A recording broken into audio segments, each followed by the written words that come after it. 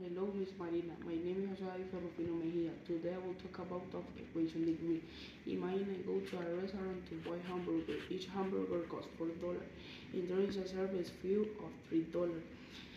I pay $19 in total.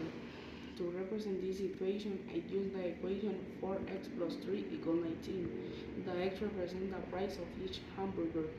Now I will solve the equation step by step. Now the equation is 4x plus 3 equals 19.